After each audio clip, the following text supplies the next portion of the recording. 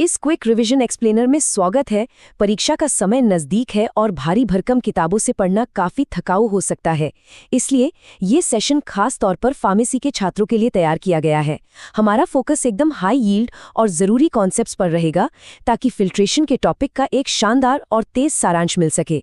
चलिए बिना समय बर्बाद किए सीधा शुरू करते हैं। जरा सोचिए, क्या कभी ध्यान दिया है कि सुबह की चाय छानने और फार्मास्यूटिकल लैब के फिल्ट्रेशन में आखिर क्या समानता है? सच मानिए, विज्ञान अक्सर हमारे रोजमर्रा के कामों में ही छुपा होता है।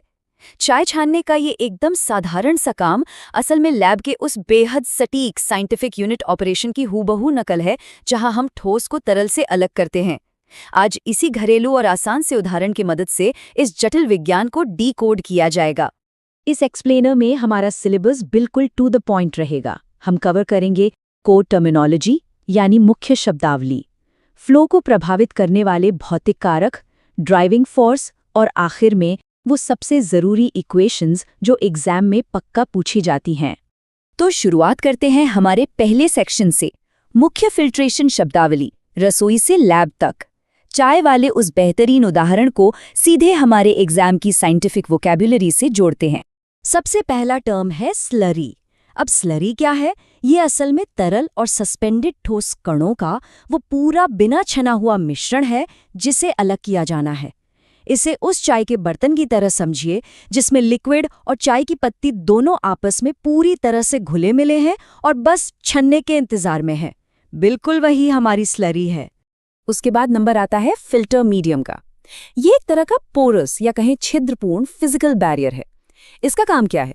ये तरल को तो आसानी से गुजरने देता है, लेकिन ठोस कणों को वहीं फंसा लेता है।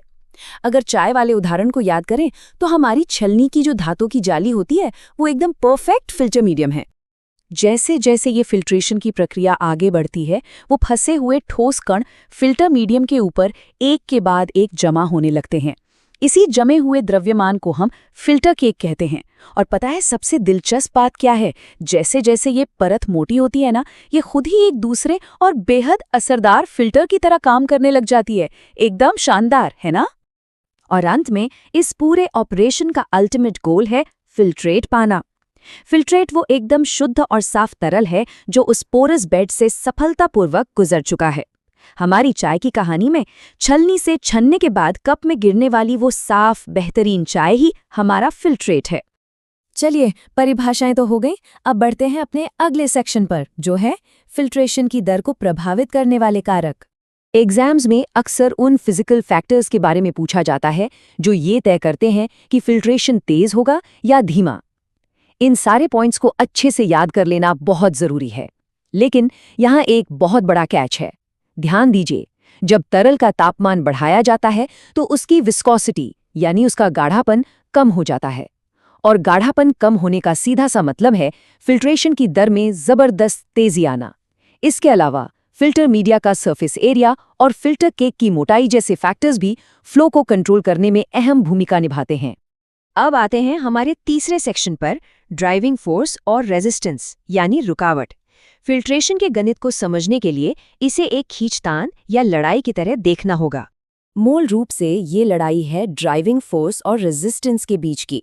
फ्लो का रेट इस ड्राइविंग फोर्स के बराबर होता है, जो कि अपस्ट्रीम और डाउनस्ट्रीम के बीच के दबाव का अंतर है। अब इस ड्राइविंग फोर्स को डिवाइड कर दीजिए उस कुल रेजिस्टेंस या रुकावट से जो हमारा जमा हुआ फिल्टर केक पैदा कर रहा है। बस ड्राइविंग फोर्स को रेजिस्टेंस से भाग दिया और हमें मिल गई हमारी सटीक फिल्ट्रेशन दर। और अब हम उस हिस्से पर आ गए हैं जिससे अक्सर स्टूडेंट्स थोड़ा घबराते हैं। सेक्शन 4, याद रखने योग्य महत्वपूर्ण इक्वेशंस। लेकिन चिंता की कोई बात नहीं, हम इसे बहुत आसान बना देंगे। सिलेबस के इस सबसे जरूरी हिस्से में पॉइज़ोइल और डार्सी के सिद्धांतों की तुलना करना एकदम मस्ट है। देखिए, पॉइज़ोइल एक बहुत ही आदर्श या कहें परफेक्ट स्थिति की कल्पना करते हैं जो एक परफेक्ट कैपिलरी रेडियस पर निर्भर है। लेकिन असल दुनिया इतनी परफेक्ट कहाँ होती है? डार्सी ने इसी बात को समझा और एक बहुत ही क्रिटिकल सुधार किया। उन्होंने बताया कि असली फिल्टर केक बहुत ही टेढ़े मेढ़े और अनियमित होते हैं। इसलिए डार्सी के सिद्धांत में रेडियस को हटाकर परमिएबिलिटी कोएफिशिएंट यानी के का इस्तेमाल किया गया है। ये एक बड़ा गेम चेंजर था। डार्सी के इसी काम को एक कदम और आगे ले जाती है कोज़ेनी-कार्मन इक्वेशन। फार्मेसी में तो इसका भारी मात्रा में इस्तेमाल होता है। पता है क्यों? क्योंकि ये मॉडल थ्योरी को और भी ज्यादा सटीक बना देता है। ये फिल्टर केक की पोरोसिटी यानी उसके अंदर के खाली स्थानों और उसे बनाने वाले छोटे छोटे कणों के स्पेसिफिक सरफेस एरिया को भी कैलकुलेशन में शामिल कर लेता है, एकदम प्रिसिजन के साथ। अब इन तीनों इक्वेशंस के जितने भी जरूरी साइंटिफिक और मैथमेटिकल वेरिएबल्स हैं उन्हें इस एक टेबल में समेट दिया गया है। एग्जाम हॉल में घुसने से ठीक पहले के उस लास्ट मिनट रिवीजन के लिए ये सच में एक अचूक टूल है। डेल्टा पी दबाव के अंतर को बताता है, के परमिएबिलिटी को और ईटा विस्कोसिटी को। एग्जाम में अच्छे मार्क्स लाने के लिए इन सबको अच्छे से रट लेना बहुत जरूरी है। जैसे जैसे हमारी तैयारी अंतिम चरण में पहुंच रही है, एक बहुत ही दिलचस्प सवाल पर जरूर गौर करें। सोचकर देखिए, कैसे रसोई में चाय छानने वाली वो बिल्कुल बेसिक सी फिजिक्स बड़े बड़े उद्योगों में स्केल अप होकर काम आती है। इन्हीं इक्वेशंस के दम पर विशाल फार्मास्यूटिकल प्लांट्स में जीवन रक्षक और एकदम स्टेराइल दवाइयां तैयार की जाती हैं। एक छोटी सी छलनी से लेकर जीवन बचाने वाली दवाओं तक का सफर, विज्ञान सच में अद्भुत है। तो इस एक्सप्लेनर में बस इतना ही। अच्छे से पढ़ाई करें और आगामी परीक्षाओं के लिए बहुत बहुत शुभकामनाएं।